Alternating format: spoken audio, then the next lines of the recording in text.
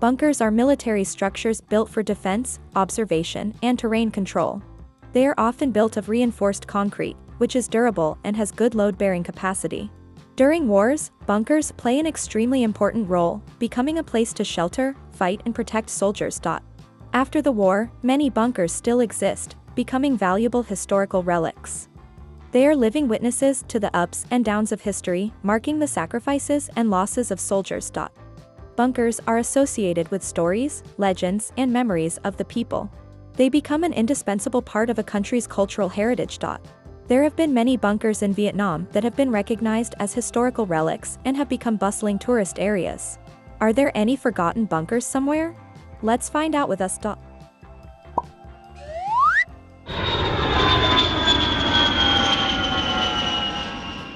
Since ancient times, there has been a lot of resistance on the border, in the northeast. And Pho Bang is one of the provinces with the harshest resistance wars. After the war, there were many historical relics left behind, especially those from France. Currently, I am in Pho Bang, and I'm also walking around here to see if there are any historical sites to learn about.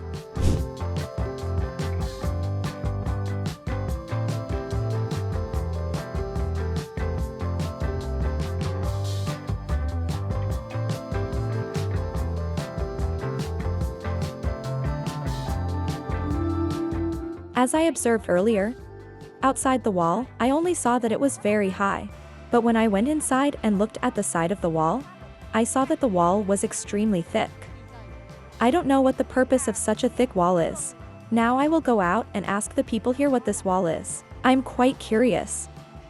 Hey, friend, can I ask something? I'm wondering why there is such a high and wide wall here. That is the old French garrison. It has an entrance here.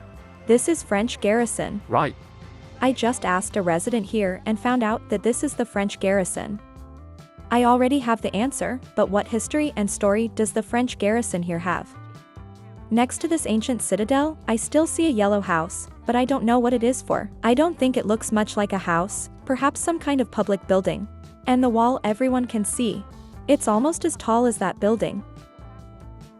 That's the old French garrison. That wall is the old French garrison of the past. This is French Garrison. I asked people around here and they all said it was French Garrison, but it was built a long time ago, so people around here don't know what it was for. Only old people 70 years old and older will know. People here showed me this French Garrison entrance. They said that behind this house there will be an entrance to this garrison. Now I will find the entrance there.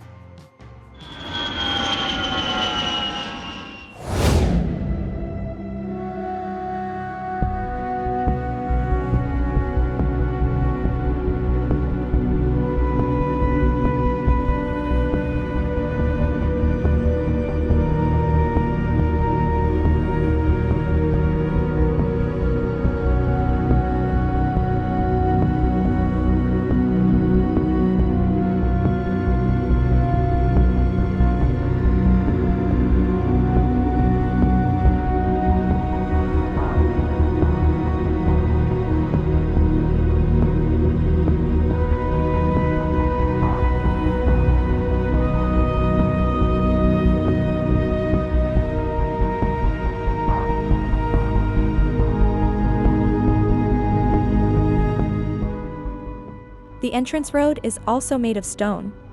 This gate has an arch shape. Arched gates are less common in Vietnam. With Western architecture, especially French architecture, arched gates are more diverse. This gate is quite thick and sturdy. This place I see is completely built of stone. Around this wall, it is covered with a lot of moss, proving that it was built a long time ago. I see this as a very massive architecture. Why don't people remodel it and turn it into a tourist destination? On these two sides, people are building things. I don't know what they are for. There are spaces and passages inside as well. I saw an overview of this citadel. It has many nooks and crannies to lead to many different places. Here I see a staircase to go up. I'll go up to see if there's anything. The stairs are also made entirely of stone. It's very easy going. From here I can see the wall on the other side. I was on that side before.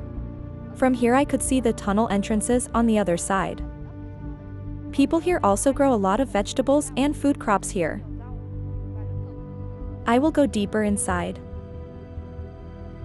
There are also many trees and bushes around here. You should be very careful when going here. When we get closer, we see that there are actually a lot of cabbages grown here.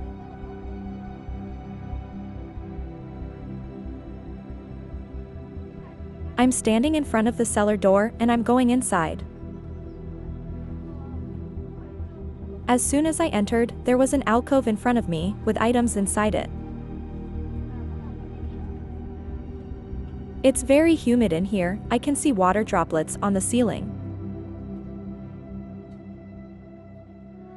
The inside here is also completely made of stone.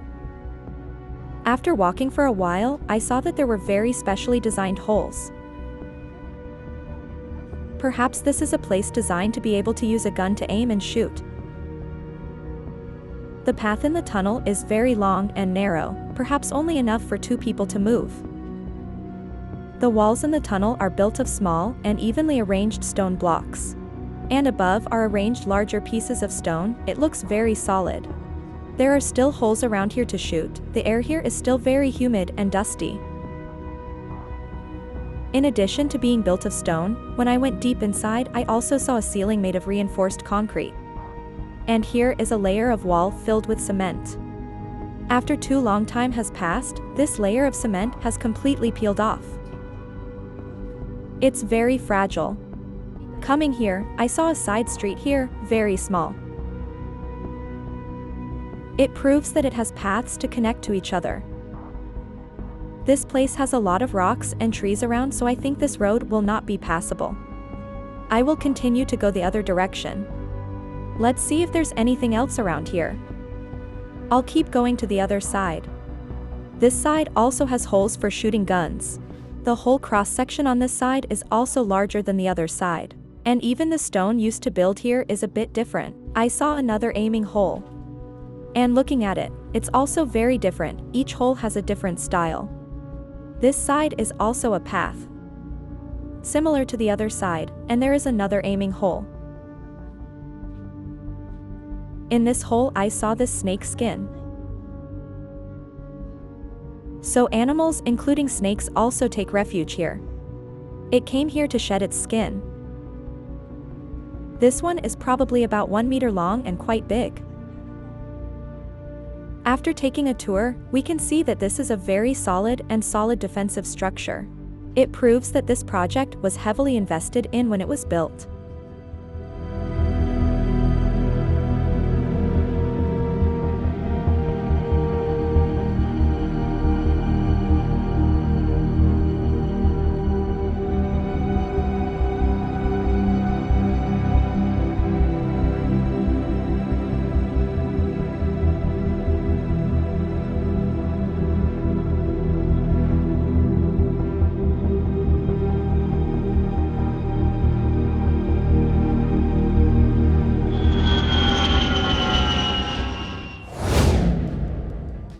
Here, I see that there are mostly ferns and vines.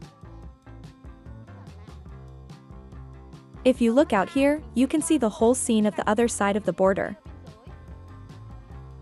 There are rolling mountains and the houses of the people here. Currently I am standing here. I find the scenery very poetic. The atmosphere is very fresh and cool. If you have the chance, come here to enjoy this wonderful atmosphere. I'm wondering why there are traces of destruction in this place, which proves that in the past, this place was devastated by landmines and bombs. And the second question is, who bombarded this wall? If you have information, please leave a comment so we can find out together.